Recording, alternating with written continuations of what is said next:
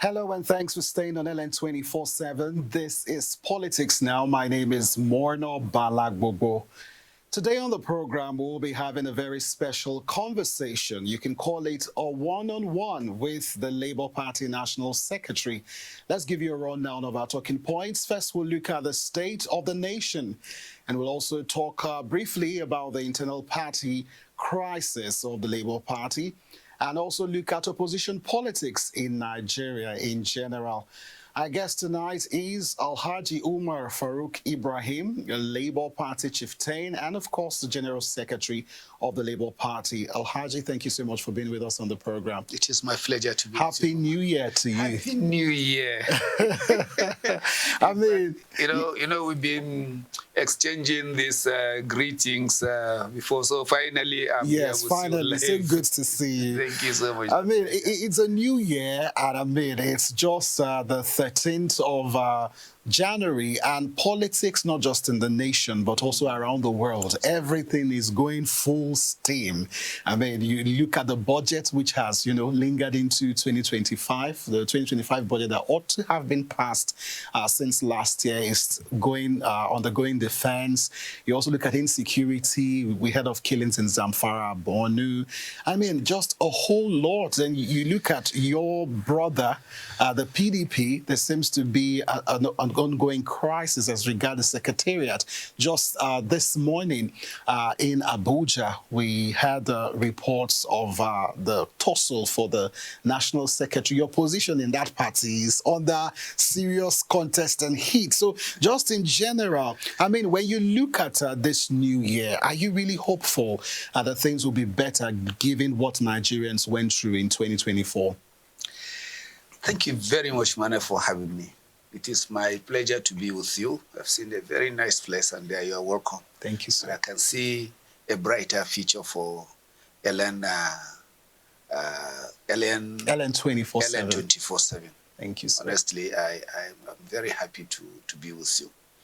Well, I'm talking about Nigeria and the state of the nation.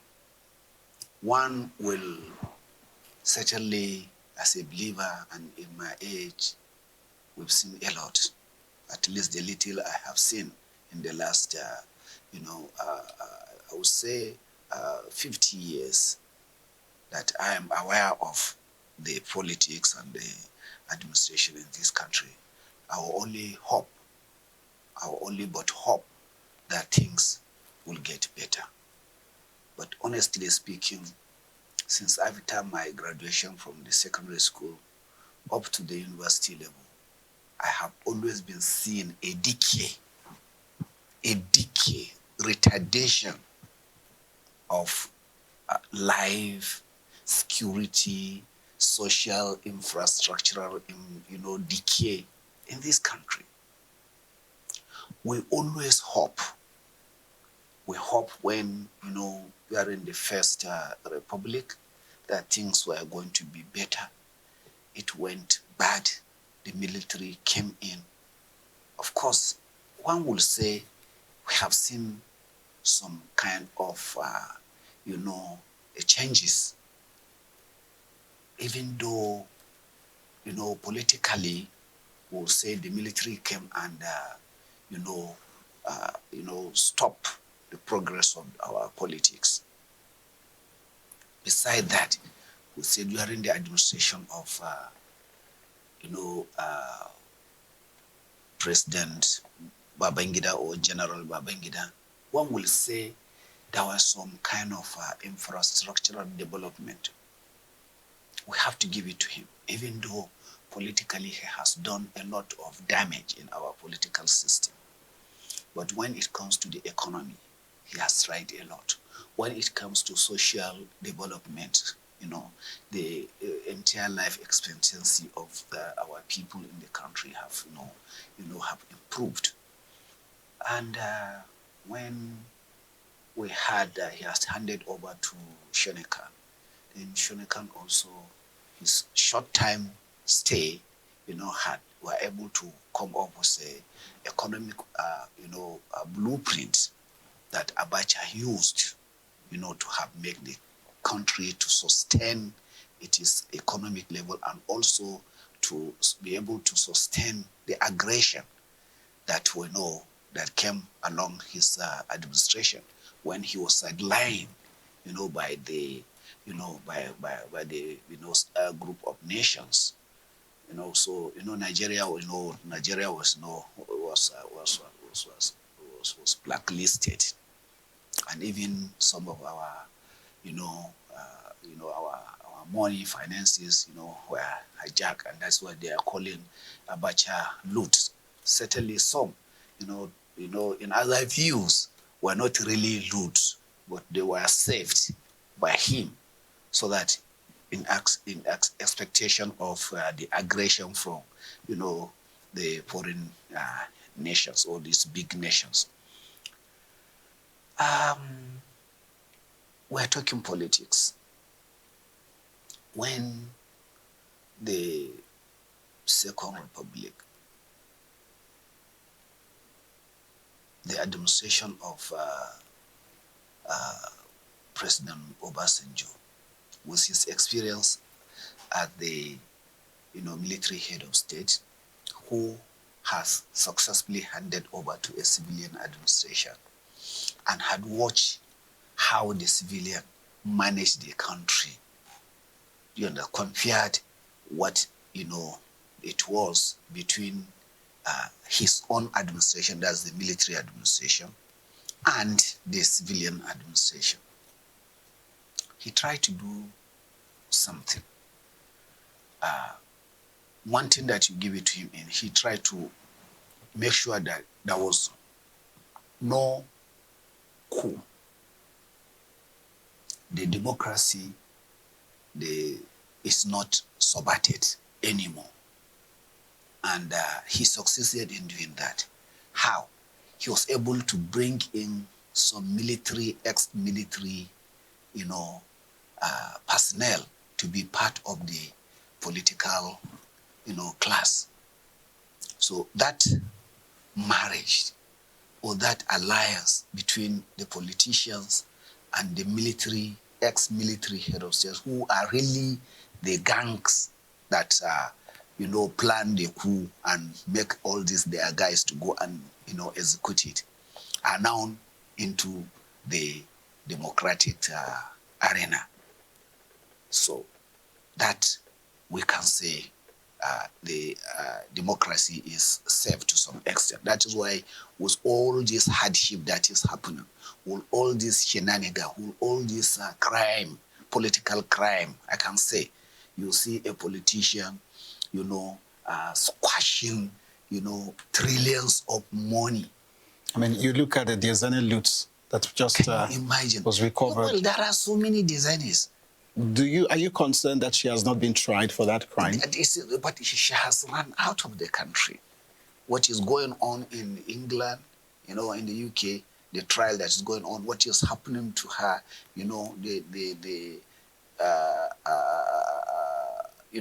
the seizure of her loot by the United States government, and subsequently releasing it, even though on condition that, okay, we'll return this money to you, but these are what you are going to use it for. But however, that money is Nigerians' money, is people. So, but I can tell you, if it were before, I'm telling you, Nigerians will not, the military guys will not agree, because so many Nigerians are not happy, including myself and yourself, that we are not happy. These guys are looting us, and they are the ones that are making our life more difficult in this country. Would you say that President Tinubu's administration in the last 1 year has made considerable efforts to change the direction? You see, the problem we are facing is that it will be difficult for us to see the impact of any, policy, policy twist or policy change that is happening in this administration, because the decay, the damages in the economy is too much. The damage in the security architecture is too much. The inflation rate the cost of living. Do you understand? In the last 9 years of APC administration, we have only seen, a decrease in our, life and in Nigerians, in our Standard of living. So that is why whatever policy, the Tinubu administration is bringing forth now, is going to be, is looking too, strange, and people are not trusting that are they really going to be a kind of a success, and then how and when? Is it not more hardship? It is hardship actually, but we pray and hope that the only thing we do now, Tinubu is our president. He's the one that has been declared to be our Nigerian president. And every, every Nigerian, a patriotic Nigerian, should only but wish him to succeed, because his success in the administration of this country is the success of all of us. And that is what we want. Even as much as possible as I worked hard to see Obi become the president. But since he couldn't make it. Do you understand? Though then I have no option than to pray for Nigeria and then pray for the president that is being declared. Do you think if Peter Obi won the election, do you think Nigeria will be in a better place, given the fact that the same policies that Tinubu said he was going to execute, he also said he was going to execute it, talking about the removal of subsidy?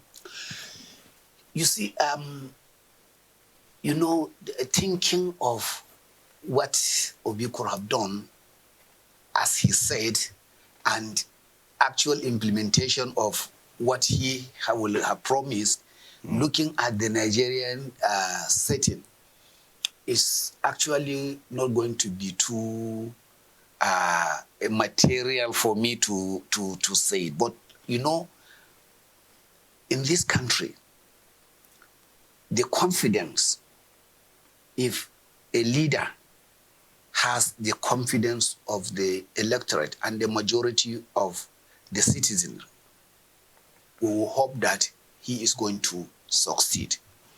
When Buhari, came into power, we have undergone, Nigerians were able to swallow a lot of hardship. Immediately he came, he increased the pump price. All this fuel subsidy removal, it has started with Buhari.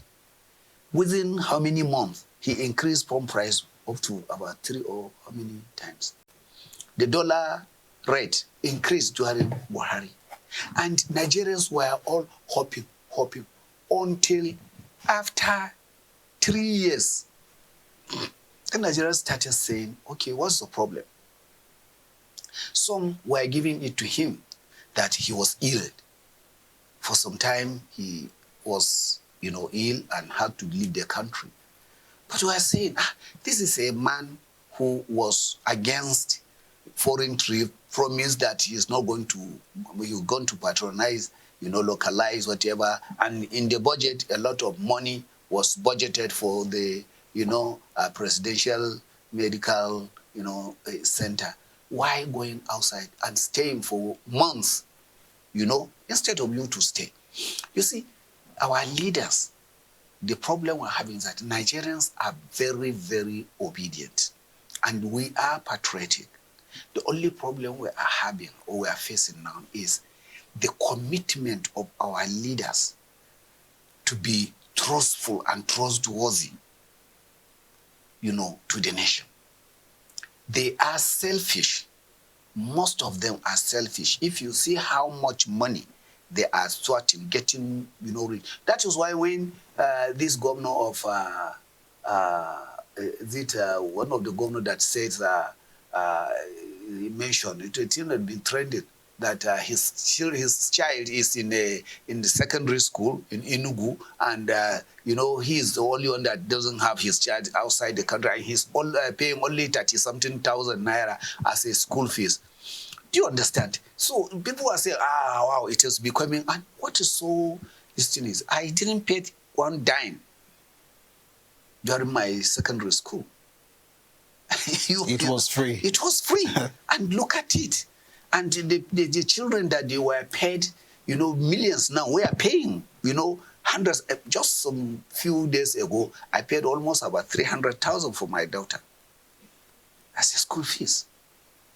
You understand? Why? Because the federal institution, the state-owned institution, are not working. They are not working. And these people that have, degraded our, educational system, they have degraded our health institution where we can get a better, services, are the one who are providing the services outside.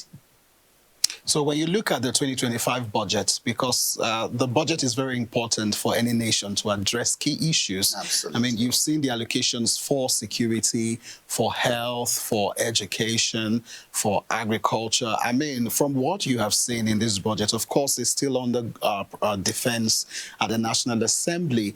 Are you hopeful that do you think this budget can deliver the renewed, he talked about renewed hope restoration, budget of restoration. Do you see that happening? And did it deliver in 2024 when they called it the budget of renewed hope? Well, I'm not an economist, but I have seen a lot of budget. I have been in the, I've been a local government chairman, so I have seen how budget work. And I have been in the state executives. I've seen how, the budget work and then the implementation. The problem we are facing is that, you see, the political will to implement the provisions in the budget. That is why we are having problem. This budget is being, is being haunted by our legislators. All these National Assembly members, their hope is in the budget. All that they wanted to gain, the money they wanted to collect, is inbuilt in the budget. And that is why you are seeing a minimal performance in the budget. So I can assure you, this budget that as presented by the president, when you look at the income and expenditure, you find out that a larger percentage of it will only go back to, how to servicing the debt we are collecting. Because this money, this budget is built, is prepared and, presented based on the promises of a foreign loan that is going to be collected, the revenue to be generated. That one is actually is hopeful. It may not be that much, and it may be less or more. So it's a statement of hope that wish and that we can get this much. Now, the National Assembly were talking about the fact that it's so low on capital expenditure projects. Do you think that is what the average Nigerian is looking for within the budget? You see, that is why they are making it, they are missing it. See, prioritizing capital expenditure. Which capital expenditure? The capital expenditure that is being proposed in 2019 or since 2015 during the Buhari's regime, that is about 8 years back. Abuja-Kaduna road that has been in the 2015 budget that have not been completed is almost about how many percent? Less than 50% done. Or is it the Ibadan Kano? I mean Ibadan Lagos Express. Or is it the? You see, that one. First of all, improve the life, living standards of Nigerians. Let them feel that, look, I am safe I am secured. I can go and work safely and I can get my money back. Either I'm working as a private entrepreneur or I'm working for the government. So these are the things that, first of all, every administration should first of all look at. For me, that is it. Now, improve and ensure that we are really having hope in our production. How? You will see people are now afraid to go to their various places of business, either farming or even any other businesses that are outside the, metropolitan towns. They can't. Look at what is happening in Zamfara. Look at what's happening in Katsina. Look at what is happening in Kaduna. Look at what is happening everywhere. Look at even go to the southeast. What is happening in Anambra? What is happening in all these states that is having, security challenges. Some people you go to Anambra, you go to Imo, you see so many local government, also 50% of the local government are not accessible. Now, as someone that has served as a former local government chairman, when you look at what the president has done in terms of the local government autonomy, even though he's still waiting for assent for it to become a legal document, are you hopeful? What were some of the challenges that you had prior to that ruling of the Supreme Court that ruled in favor of local government financial autonomy? Yes. And what do you think those who are, in your position that you used to be, do you see, what's your hope? Do you think it will work? Because we've seen state governors try to frustrate local government chairman. You look at what is happening in Edo State with Okpebholo suspending local government chairman, and there's a lot of allegations, to impeach democratically elected local government chairman. My brother, it's very unfortunate. The local government is the root of development in every society. The local government administration, if we look at it, you see that it is the one that have a direct impact on the lives and prosperity of the people. But unfortunately, looking at what is coming from the federation account to various local government, the state government is too greedy to allow local government to function financially. They will not allow it. Even with that ruling? Even with that ruling, it's not going to work. So would you say that was a total waste of time of the president? It is not. It is not. When you have a very good governor, like when I was in the service, when I was the elected chairman of Kuda local government, I was under later Yakoa, who had been, before he's becoming governor, who had been an administrator also. So he knew. So he gave us, to some extent, a financial, not really autonomy, but he gave us the financial privilege to service, to be able to function as local government chairman. During his tenure, he allowed our budget. He called us. He looked at the budget and said, look, this thing you've written is none. This one you put in is just waste of this. Look, do this thing. Go and prepare. How many boreholes do you need to do? How much, a school do you want to renovate? How many health clinic, do you want to, either start or I have done a lot during my own time, and so many of my colleagues. But do you share in some of the concerns that these governors have, that if some local government chairmen are not checked, there are bound to be issues of corruption? There is nowhere there is no corruption. The corruption is more in the state than in the local government. The local government had about 3 checks.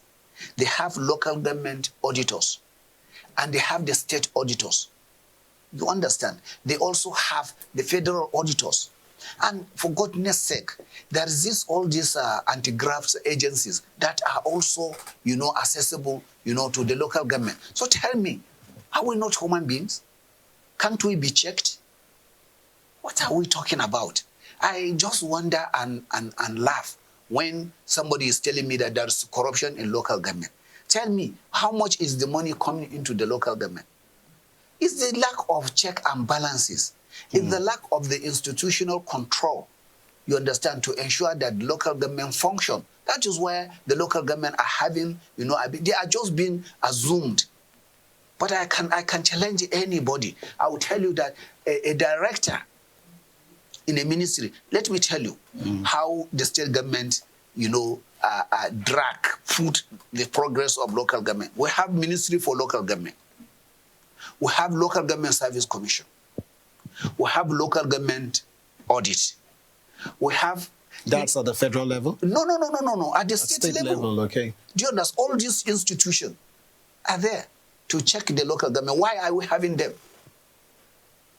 Why is it not only in the local government? Why do we have... And they are under the jurisdiction of the governor. They are under the jurisdiction of the government, of the governor. So why do we have them? We don't need them. If you have an elected executive chairman and he has his councillors and he has directors, he's the one to employ his directors, he's the one to employ people from there. Let me see how the progress will not go. The governor nobody asks the governor to, to enforce. The president cannot enforce, a ministry or whatever, there's no ministry for states.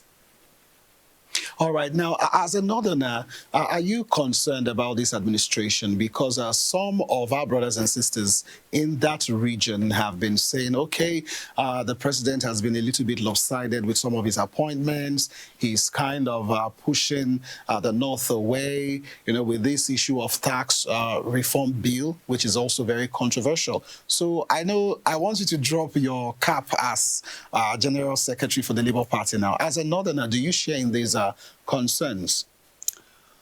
Well, the only concerns I share is as a politician. I felt that when every region has the right to cry out when they feel disenfranchised, if I feel my region is being disenfranchised, you understand, for any reason, then I will cry. And when they are crying, I will support them. As much as when the Southeast were crying, when they were crying for resource control, so many of us at that time, we supported them. That look, you cannot be generating, money from these people and then still allowing them, because having served in Bayelsa, having served in Rivers, having served in most of these states around the river line, I felt that their living standard was so poor, the quality is so poor that they need to be given special consideration, considering the amount of money being generated. So when they were crying, I felt it is wrong. And when I felt that the North have had its fair, slot in the presidential, I supported Obi, and up to now I'm together with him. So I am for equity and equal justice. So the North, as an administrator, I felt that when policy is coming out from someone in the helm of affair as a president, it is not in your favor, then it's something for you to look down and then sit down, look and see what can we do. You see, this tax, is going to be in our favor. Let me tell you. Funny enough, you're the only person in that region that has expressed this much optimism. So I'm quite interested in how you think it will be of favor for your people. I can tell you it is going to be in our own favor. If I am allowed, if the North, who are the producer mostly of the foodstuff, who feeds the nation, will say, okay, every bag of grain that is coming out, the state that is bringing out that is being lifted from there is going to put so amount of naira as a tax to the state before it is even lifted to go out there. Tell me, how many millions of bag of rice is leaving Kano, Sokoto? How many millions of, sack of potatoes and what do you call it? And tomatoes that is leaving? How many cows are leaving Adamawa State? You understand? Borno State and all others. So, see, let us improve in our tax drive. If we improve and ensure that we are taxing our people, the problem we're having, the northern elites are having, is that they steal the money. The corruption in the government in most of the states is so high that they cannot enforce any taxation. That is why they leave the people sitting down. Okay, I don't tax you, and then don't ask me what I do with the money that is coming, or I'm borrowing money on your behalf. But taxation is the most important thing that will make us progress as a nation or as a community. So the North should sit down and open up. Our leaders should wake up and ensure that, look, we come together. Let's assume when the time comes, let's assume there is no south-east, south-south. Let's assume there is no southwest. And you're just a single Let's assume it is only the north that is a country on its own. Can we not survive? You would have to survive. We will have to survive because Niger is surviving. Other countries that are within that region, the Sahara, the Sahel region, are surviving, my good brother. Without the oil, without whatever it is, they are surviving with the little resources they have. Go to Egypt and see how their economy is. It's stronger than that of Nigeria. Do you understand? Yeah. So I'm calling on my northern brothers and sisters. When a policy comes out, let us look at it in a very, very wider perspective. Let's see what is our own problem. The major problem we're having is selfish. We just want to say, okay, because Tinubu is Yoruba, so we want to attack him. Why is all this policy that was coming? Let me tell you, there's a hypocrisy. When Buhari was the president, of course, few Northerners were coming out saying, no, we are not happy, we are not happy, we are not happy. But there are some policies that Buhari came up with it. Why didn't we challenge it? And then the Southerners were crying out. Do you understand? So it's normal. As long as we say Nigeria is going to be, one nation, one destiny, then certainly a leader must come from one of these regions. And when he comes from that region, for goodness sake, the most important thing is for him to get people who he trusts. But the only thing I said is, since it is democracy, what I had wished this administration, Bola Tinubu did is, let us form a government of national unity. Invite this opposition. All of them, you know them. Some of them you served as a governor alongside with them. Some of them you served as a senator alongside with them. Some of them you know their pedigree and their capacity. So ask them, please, we have done politics apart. So let us now come and form a government. You have said this should be done, this should be done, this should be done. I agree with that. Then let me have one or two people that will make sure that you are saying can be done. Let me have it. So that we work together. I will work with them. All right. Let PDP bring one or two people. Let Labour Party bring one or two people.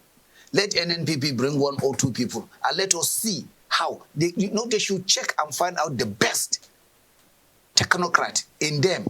And then say, come and work with these people. Then take the decision and let us see how we are not going to move forward. But as long as we say, okay, the winners take all, then certainly I will never see any good. Is that the reality with Tinubu's That is the reality of the Tinubu administration. The winners take all. The winners take all. And let me tell you, how much is the win? how much is the win? The difference in vote is just about is less than is about 1 million. After combining After PDP combining, and Labour you know, parties if you had vote PDP and of course, it's not even a winner. Yeah. Do you understand? So what I'm saying is if they want to remove or to reduce the tension, then let them form a government of, you know, of a unity government. And But bring these people you're to also aware that even within the APC, there are some sects who are even crying out that they are left out, you know, in terms of the distribution of power and resources. I mean, that just tells you how complex Nigeria is to govern. That is it. You see, what do you the feel? complex, the internal, look at, now we are not in government, Labour Party. We have not formed government. Don't we have internal crisis in our own party? PDP did not form government. Are they not having internal? So the internal crisis is we should manage it. So you're saying it's not but an this excuse. one is going to be a national. The internal crisis of PDP of APC should not affect national. You know, should not amount to national crisis. It will never. The only thing that amounted to national crisis is the crisis between the intra-party. Inter-party crisis. Okay. Well, Alhaji, we'll take a quick short break. When we come back, we still have a lot to talk about. We'll move away from the state of the nation and focus on party politics and opposition politics in Nigeria. Just stay with us. We'll be right back. What makes the political system what it is today? What are the recurring issues? The tussle for power. An extremely problematic area. The tension. The instability of the system. Join Ellen 24/7 as we take you inside the local and international political arena in the world of politics. Apologize for saying that I was corrupt. I'm not here to call out his lies. Everybody knows he's a liar. Watch politics now on LN 24/7. Don't miss Politics Now on LN 24/7.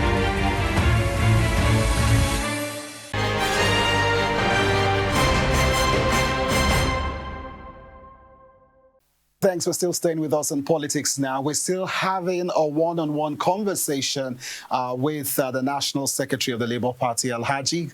Thank you so much for your quite thought-provoking conversations. I'm sure a lot of people watching will be trying to, follow up some of your thoughts. You mentioned the internal party crisis, which is not new to any political party, even an organization as us, like us, rather. It's just a normal thing of life. So let me ask you this question. Is Abure, the national chairman of your party, and Peter Obi, are they still in good terms? Oh, well, I don't think that question is really good time. Yes, they are in good time. Now, the reason I ask that is because of some of the activities that played out last year, with the move to oust him as a national chairman, and then the court ruled back in his favor. So coming from the 2023 elections, we were, even though the Labour Party did not win, we were thinking that, there will be more of a lot of synergy. But what has been responsible? A lot has happened. We don't have the time to take all that has happened. But if you could just help us just make sense of what is actually real in terms of the leadership crisis in your party. When you ask the question, why you took time to answer.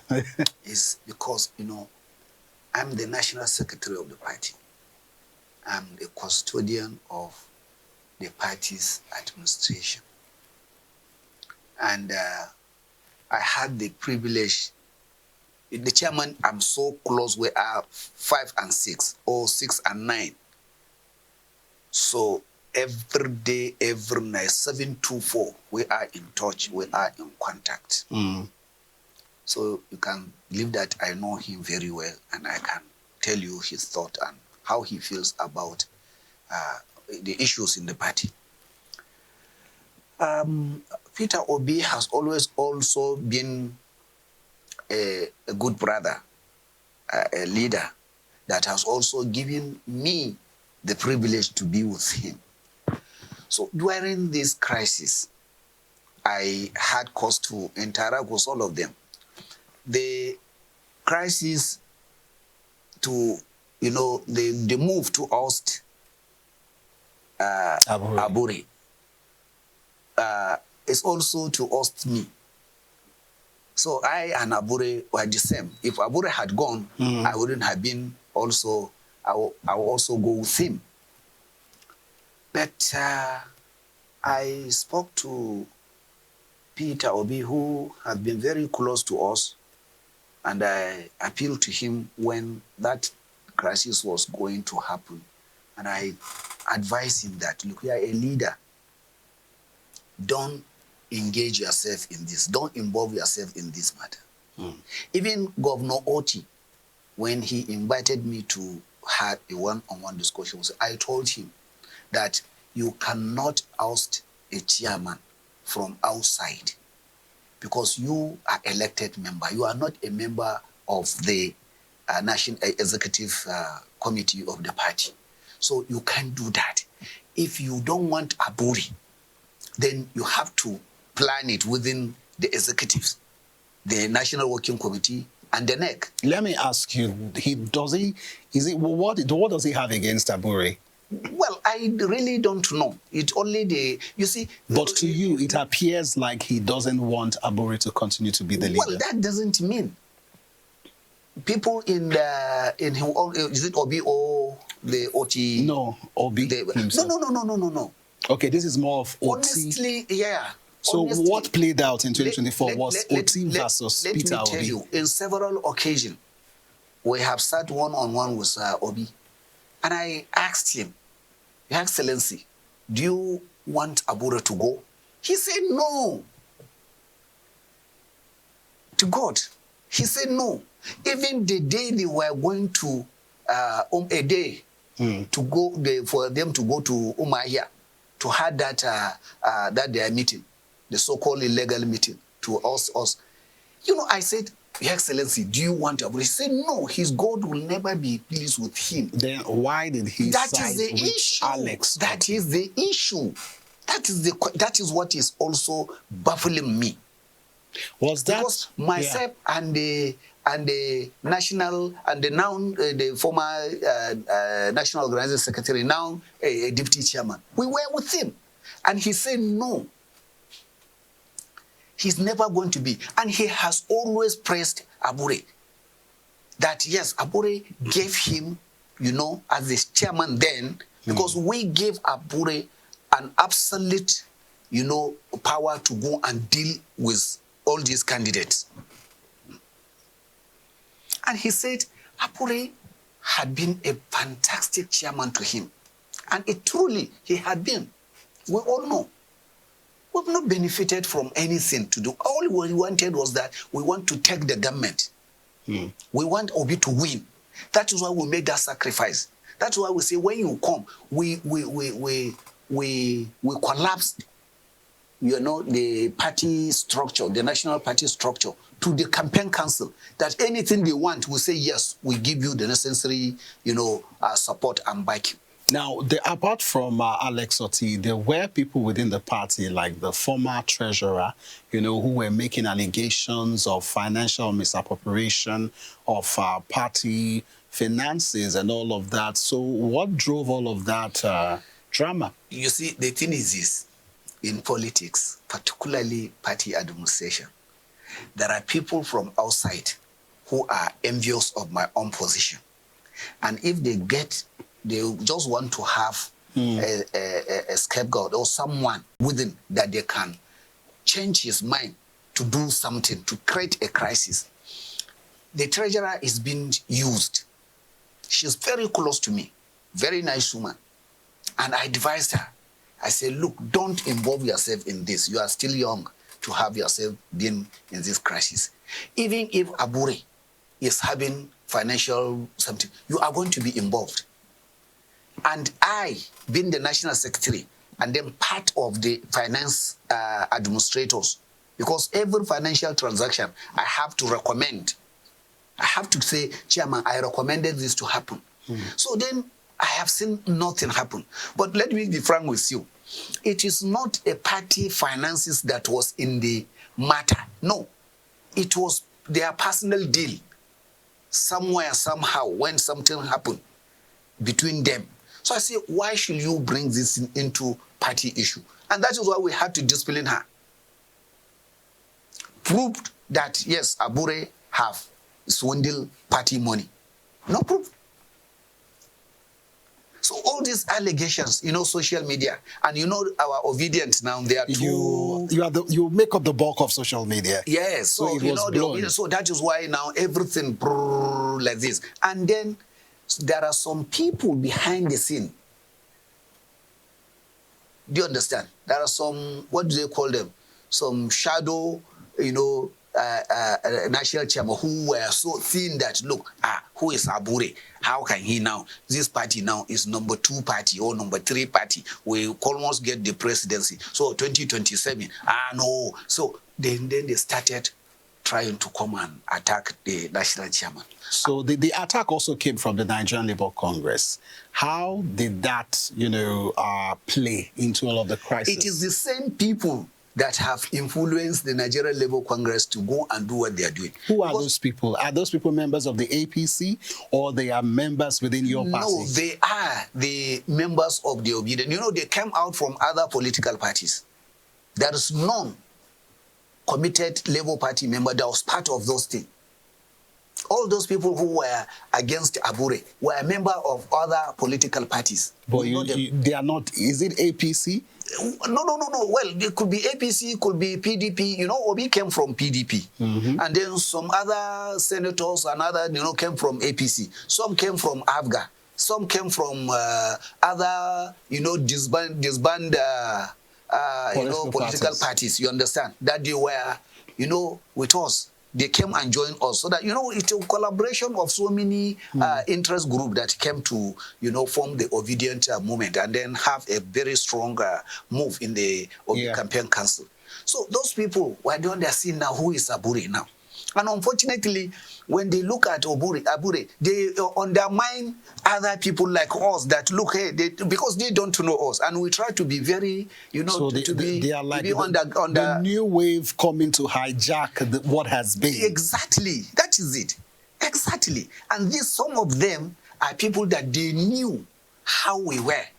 Before Obi came to the party, to build the party, when I became the national secretary, I used to sleep in the office. I will come from Kaduna, stay in the office for 5 days, from Monday to Friday. I will sleep in the office. I will wake up, just go down, then come back, spray my distance, as if I'm coming from, Sheraton or Transcorp.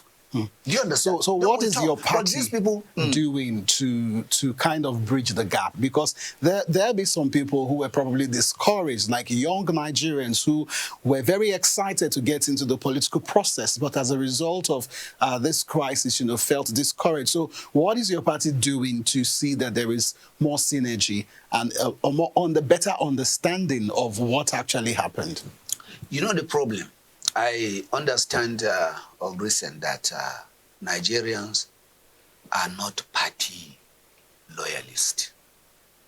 Their affiliation to political parties is because of the candidate they follow. They follow candidates.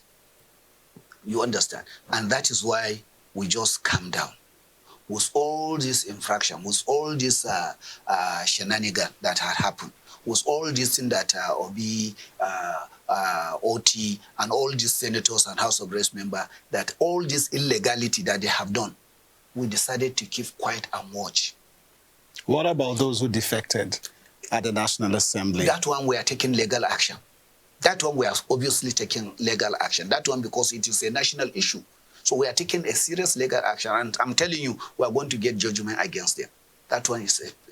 But those one who have, violated the party's constitution, we decided not to take any administrative or constitutional action against them.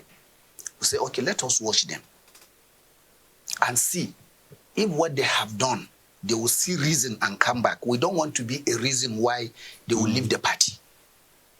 Do you understand? Oti have gone far to invite another political party to come and participate against Labour Party, to sponsor another political party.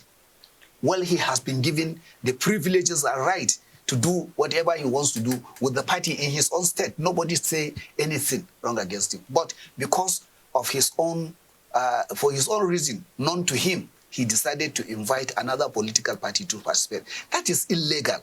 That is unconstitutional. That is punishable by the constitution of the party.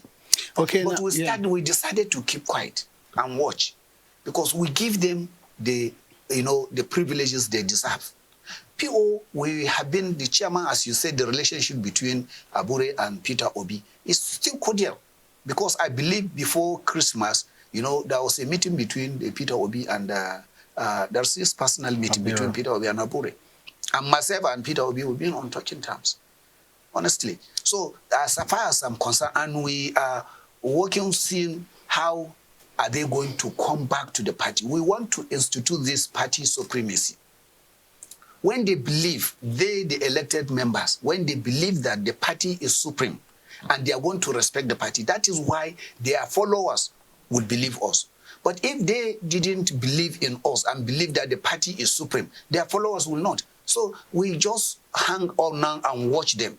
If they want to go to any other political party, okay, fine. We are in the system. We know how the system is being run. They can't go to any party and have their way as much as they had their way in Labour Party. It's impossible. I can tell you that. If they can do that, except if they will hang up their glove and say, okay, we are no more participating in any political But if they are, then they know that they have a very, very more comfortable home in Labour Party than in any other political party. And that is why we are just watching them. And we are praying that they should see reason and then come back and let them understand that, look, they are no better than us. The senators, the House of Reps members, and all of them, they are no better than us politically. They could be better when they get. But I got elected. I've contested several elections. I lost some. I win some. Do you understand? So it's not that some of them are better than us. No. Maybe they have the opportunity, and we know the opportunity they have. Some of them are dropped out from other political parties. So many of them were dropped out. But the wave, the wind that came during the Obedient movement. And this Obedient movement, we created, the Labour Party give the opportunity, give the playing ground for the Obedient to work hard, you understand? We work hard along other players. And at that time, the need for that to move. The youth are so angry. They want a change in the system. INEC has promised us a lot of goodies that, look, things are going to be as, not business as usual. So there are a lot of things. And then this Muslim ticket that came out, and some of them are not feeling happy. I had a problem with that also. As a Muslim, I also felt that, look, people should be given fair, you understand, fair right to contest election. So we should not say we are going to monopolize everything. If Buhari could not, he has to go and pick, you understand, for 2 times he pick stores, you understand, to come and contest with him. Then why should somebody come from the south and just say you are... All right, Alhaji, let's talk about 2027 election. It's just by the corner. We've heard talks of mergers and all of that. And is this something that your party is open to? Because, the former Vice President, Atiku Abubakar, has, made this allegation that, the APC is practically turning Nigeria into a one-party system. So what's the Labour Party's position on that? Are you open? Because we've heard Peter Obi, meet with stakeholders like Kwankwaso and even Atiku himself. So are you people on board for a possible merger to unseat President Tinubu in 2027? You just have this year. So by 2026 now, we will all be talking about 2027 elections. Yes. Exactly. You see, as a politician, I look at and I wonder how, as I stood as Atiku Konkoso and Obi are. But they are turning to be a politically naive leaders. By not coming together, or what do you mean by that? It's not coming together. It's for them to go back and make sure that they institute a strong leadership in their own political parties. If you look at Labour Party, Obi is not having control of the party. He is not in tune with the leadership of the party. So how can any merger work? If you go to PDP, this guy, Atiku, Vice President Atiku, former Vice President Atiku, is not having a good time in PDP. Also, Konkoso, as the leader of the NNPP, he is also facing his own challenges internally. So how? So tell me how merger can work. So and you are saying, just before we wrap up, you are clearly saying that unless that happens, unless the parties are strengthened, before, unless they are in sync with their party, right, before that merger can work. Of course, you have to carry something along with you. You understand? You have to carry something along with you. When APC was going to have this merger, the PDP had to create a division and say there is a NPDP, new PDP, so that they will come with something from PDP. The AFGA or Korecha, had to come out with some faction of AFGA to say this is it. And that is why they are creating, some of them are trying to create a faction in the Labour Party and say, okay, we are carrying this faction of the Labour Party and go with it. Do you understand? And also in the PDP, look at what Wike is doing. Wike is having almost about 70%, grip or PDP. And we know Wike is absolutely APC. So you see, APC is showing, all these political players that this is how to play the game. But they don't understand. To me, I feel they don't understand. Maybe they feel that they can understand what is happening. But the way we are looking at it, I'm telling you, it is going to be difficult for them if they didn't come together and then sit down and had a very, very robust discussion with their various political parties and then institute a stronger, relationship between them and the ESCO of the party and work alongside in one voice, in one, this in purpose, then I'm telling you, we're still going to have a serious problem. All right, Alhaji, I want to thank you so much for being on Politics Now, for sharing your thoughts on the state of the nation, your party, and of course, opposition politics at large. Thank you so much for being with us. Thank you so much. My pleasure. All right, viewers at home, thank you for being with us. We can't talk about politics in Nigeria in just a go. You would have to stick with us for other editions of Politics Now right here on LN 24/7. Once again, my name is Morno Balagogo. Many thanks for watching and bye for now.